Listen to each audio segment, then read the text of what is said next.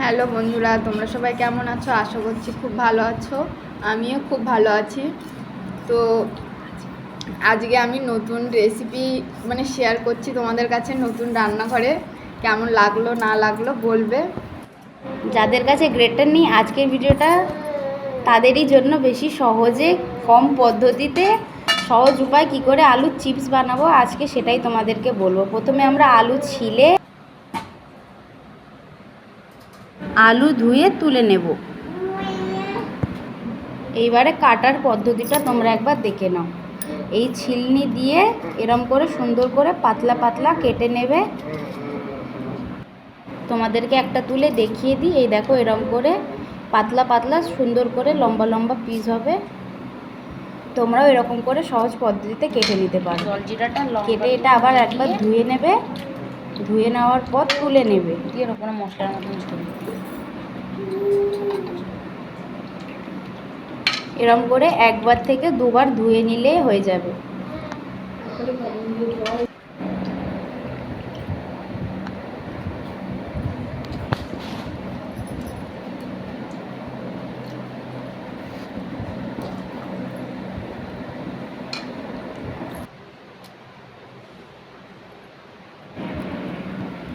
এবারে আমরা একটা অন্য পাত্রে জল নেব।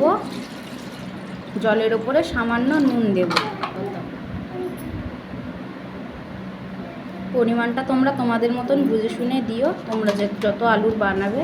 তারপরে হাত দিয়ে একটু ভালো করে গুলে নেব, যেন নুনটা গুলে যায়। তার মধ্যে আলুগুলো কেটে ধুয়ে রাখা আলু একবার দিয়ে ভিজিয়ে রেখে দেবো কটা মিনিটের জন্য।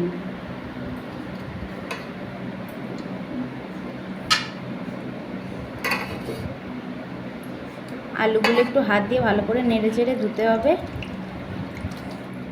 এবারে আলুগুলো ভালো করে জল ঝারিয়ে ঝারিয়ে একটা পাত্রের মধ্যে তুলে নিতে হবে। তোমরাও এরকম করে করো, খুবই সহজে হয়ে যাবে বন্ধুরা, কোনো ঝামেলা নেই। খুবই সহজ পদ্ধতিতে তোমরা এটা ভালো করে ঘরেই বানাতে পারবে।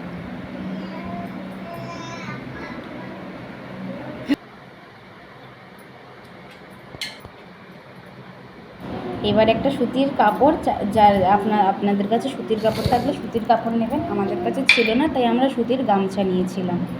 সুতির গামছাটা ভালো করে বিছিয়ে ওর ওপর একটা একটা সুন্দর করে আলুর পিসগুলো দিয়ে সাজিয়ে নেবেন। তোমাদেরকে করে দেখাচ্ছি, দাঁড়াও। এরম একটা একটা করে লম্বা, যেরকম পাঁপড় শুকাও ওরম করে একটা একটা করে দিয়ে শুকাতে হবে। এইগুলো কিছু মিনিটের জন্য ছেড়ে রাখতে হবে।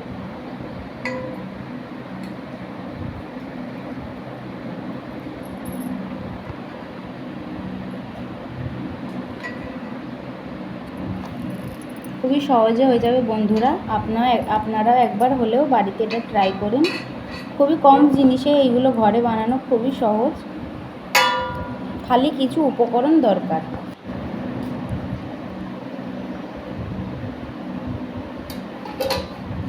এবারে গামছাটা দিয়ে এর ওপরে ঢেকে রেখে দেবো, কিছুক্ষণের জন্য ছেড়ে দেবো।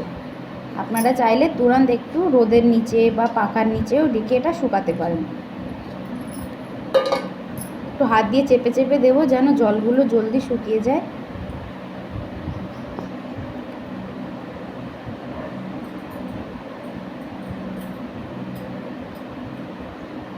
আপনারাও এরমভাবেই চেষ্টা করবেন।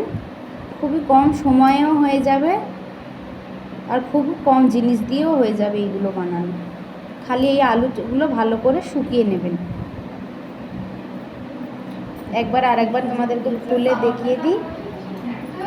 এখন এগুলো ভিজে আছে, তো আরেকটা আমাদেরকে এই করতে হবে, শুকাতে হবে।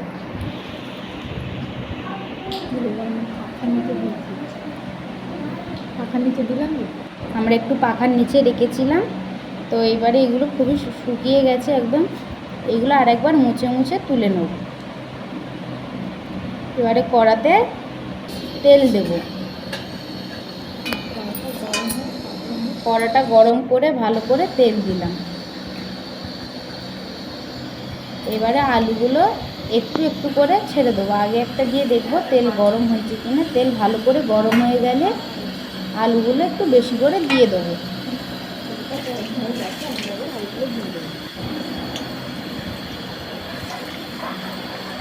এবার একটু নাড়াচাড়া করবেন, আগে পিছনে উপরে নিচে করো, যেন এক সাইড পুড়ে না যায়, দুটো সাইডে যেন ভালো করে ক্রিস্পি হয়।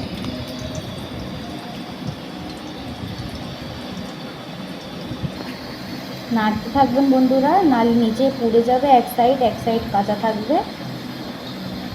একটু খুন্তি দিয়ে নাড়তেই থাকবেন। আর গ্যাসের আঁচটা মিডিয়াম স্লো হাই করতেই থাকবে, যেন আলুগুলো সিদ্ধও হয় আর ক্রিস্পিও হয়। আপনারা সাদা সাদা থাকতে তুলে নেবেন না বন্ধুরা, এইগুলো তাহলে পরে আপনার বয়ামে ভরে রাখতে পারবেন না, খারাপ হয়ে যাবে আর ক্রিস্পিও হবে না। একটু লাল লাল করে ভাজবেন, ক্রিস্পিও হবে, বয়ামে ভরে আপনি বেশি দিন রাখতেও পারবেন। ভাই খাওয়ার জন্য করেছি, করেছি তোদের আর খাওয়ার কি। জন্য করেছি নাকি? আমি তো খালি তো দেখালাম। দেখানোর জন্য। হ্যাঁ, জয় মা কালী বস, তোরে একটা দেবো। এই ঘরে বানানো জিনিস। কিন্তু চিপসগুলো ভালোভাবে ভাজা হয়ে গেছে, এইবারে আর একটু লাল লাল করেই তুলে নেবো আমরা। দেখতেই পাচ্ছ লাল হয়ে গেছে হালকা হালকা। শক্ত হয়ে আসছে বলে তুলে নিলে কিন্তু পাপড়টা পরে নরম হয়ে যাবে, এরকম ভাবে বলতে হবে। কিন্তু আমরা তো বলতে বলতে মানে করতে করতে আমাকে মানে চাপ হয়ে যাবে। এইবারে আমরা তুলে নেব। তেল দেবো, জিনিস দেবো, যাই দেবো। তুলে নিলাম, আমাদের ভাজা হয়ে গেছে।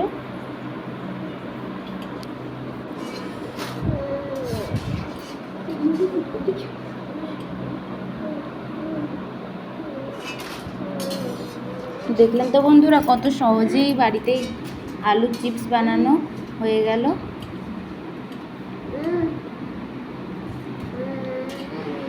এবার তোমাদেরকে একটা ভেঙে দেখাই কেমন হয়েছে। দেখছো কতটাই ক্রিস্পি হয়েছে। আরও একটা দেখাই, দেখো এরকম করে ঘরে বানালে খুবই সহজে হয়ে যাবে। এবার আপনাদেরকে দেখাই এর মশলা বানানোটা। একটু দিলাম এর মধ্যে লঙ্কার গুঁড়ো হাফ চামচ চাট মশলা দিলাম। আপনাদের ইচ্ছা, যদি আপনারা জলজিরা দিতে চান দিতেও পারেন, নাও দিতে পারেন। আমরা একটু জলজিরা দিলাম, যার জন্য স্বাদটা একটু বেশি আসবে। একটুখানি লবণও দিলাম আমরা, দিয়ে ওটা ভালো করে মিক্স করে আলুর ওপরে ছড়িয়ে দেবেন। এবার হাত দিয়ে একটু ভালো করে এটা মাখিয়ে নেবেন, যেন সব আলুর চিপসের সঙ্গে এগুলো লেগে যায় মশলাগুলো। ভালো করে একটু মাখাবেন, সময় নিয়ে, যেন সব আলুর মধ্যে লেগে যায় মশলাগুলো।